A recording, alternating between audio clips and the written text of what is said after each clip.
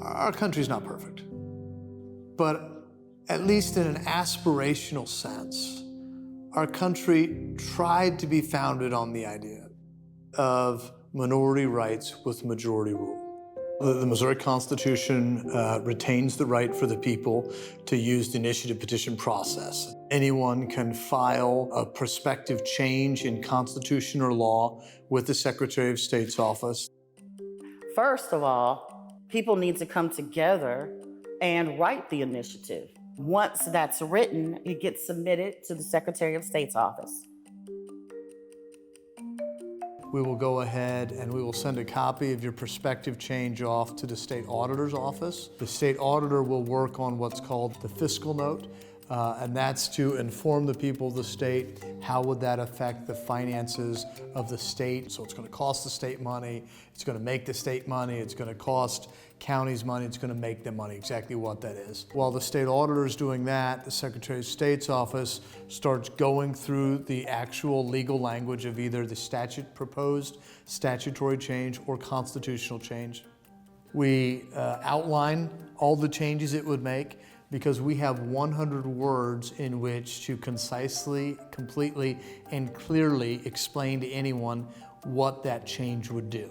Attorney General's office signs off on whether or not he thinks those meet the legal requirements, and then we send it to the individual that wants to have the IP that filed it with us, and they now have what they need to go and start collecting signatures. In 6 of the 8 congressional districts, we would need 8% of the votes from the last election, which would bring us to about right up under 172,000 signatures in order to qualify for the ballot.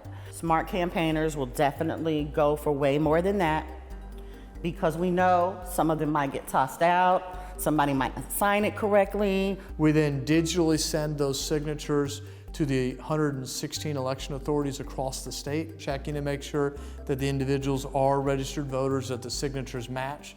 Once we do meet the threshold of signatures, the Secretary of State issues a certificate. We gave out either a certificate of sufficiency if an initiative petition had met the requirements for signature collection, or a certificate of insufficiency if they hadn't met the requirement for signatures. Then there is judicial review. We write a ballot summary that puts it onto the ballot. Still, the work isn't finished. Now we have to educate our community more. Like, what does this really mean? Let's get all of these questions answered. The final step is turn out to the polls, right? We need people to actually vote on it.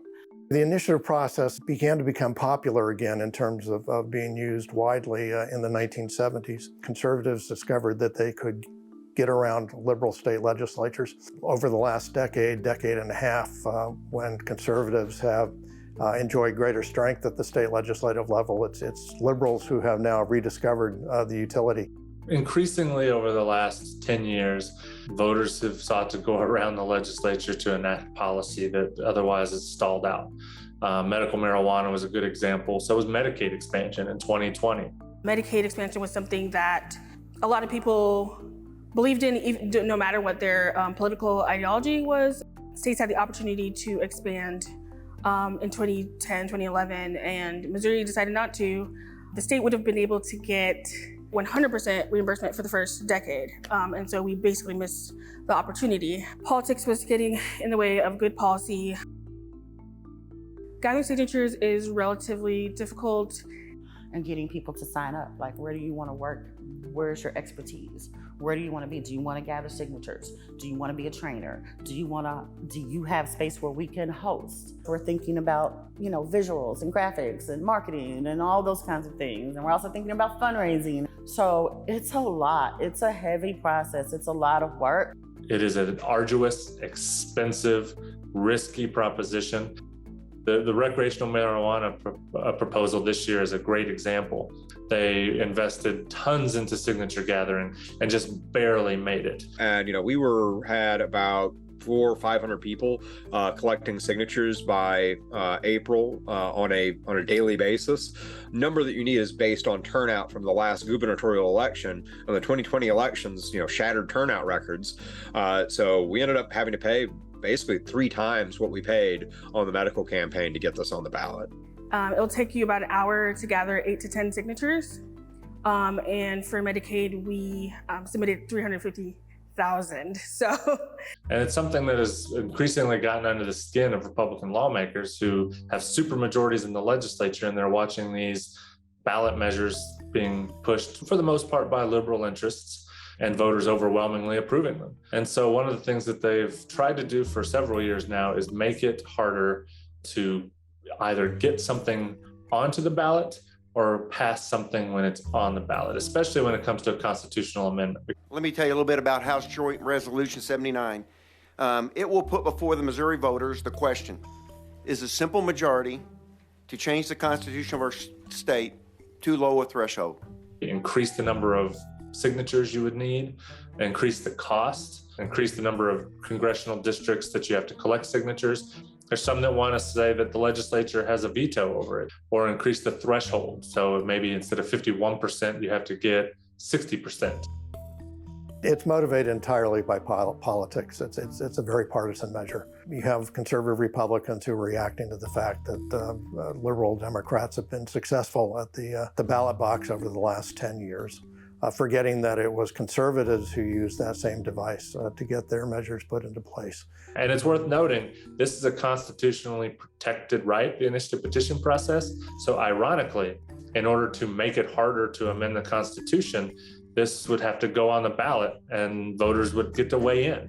And so there might be a spirited campaign about whether to amend the Constitution to make it harder to amend the Constitution. We need to hold on to every single piece of power that we have.